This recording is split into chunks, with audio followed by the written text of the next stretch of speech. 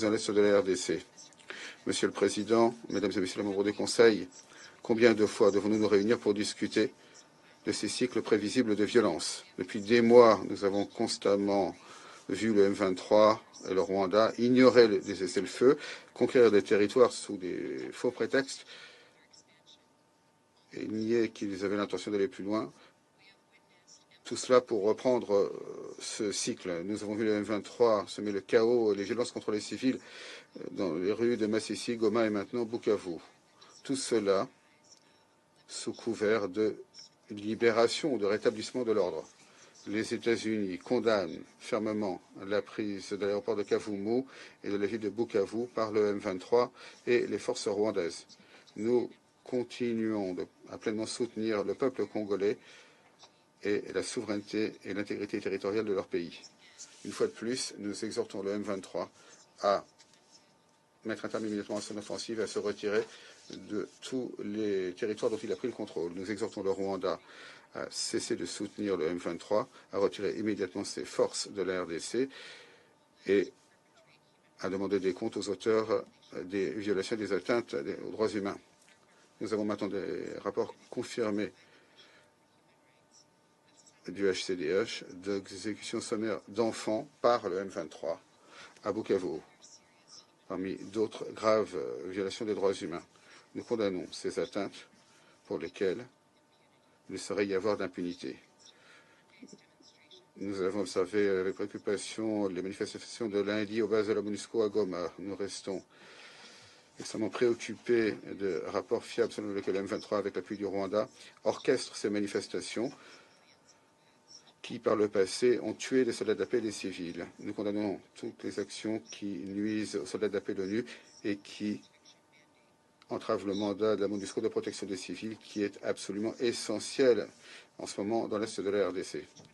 Le M23 doit immédiatement cesser ses menaces d'hostilité contre la MONUSCO, doit rouvrir l'aéroport de Goma et garantir la pleine liberté de déplacement de la MONUSCO, notamment au poste de frontière. Au vu du soutien du Rwanda aux hostilités du M23 contre la MONUSCO, nous répétons que l'ONU doit immédiatement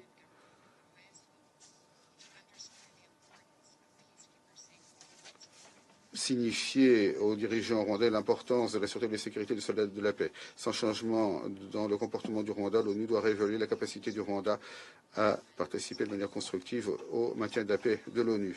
Nous appelons à la protection et la liberté de déplacement des civils qui recherchent la sécurité. Toutes les parties doivent respecter le droit international, les principes du droit international humanitaire, doivent mettre un terme aux attaques contre les infrastructures civiles et garantir un accès humanitaire sans entrave. Les actions du M23 et du Rwanda ont également créé des espaces permettant à d'autres groupes armés de mener leurs propres assauts de violence contre les civils congolais. Nous condamnons les dernières attaques atroces menées par la Codeco. Nous saluons la réponse rapide de la MONUSCO pour défendre la population contre de nouvelles violences. Ce conflit a également aggravé l'exploitation et les trafics dans l'Est de la RDC, l'exploitation du secteur des minerais. De nombreux minerais font l'objet de contrebande à l'international, y compris à travers les pays voisins. Nous exhortons la fin immédiate de l'achat des minerais dans les zones contrôlées par le M23, notamment dans les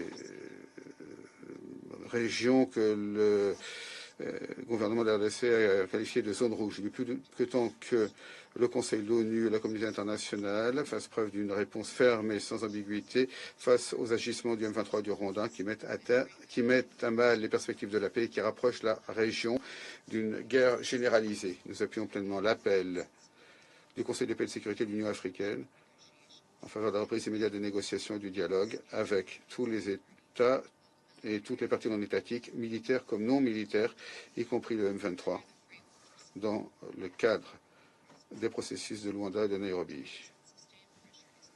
Il faut faire pression de manière intense pour forcer le Rwanda à revenir à la table des négociations dans le cadre du processus de Luanda dirigé par l'Angola et devrait de bonne foi un règlement diplomatique au conflit dans l'est de la RDC.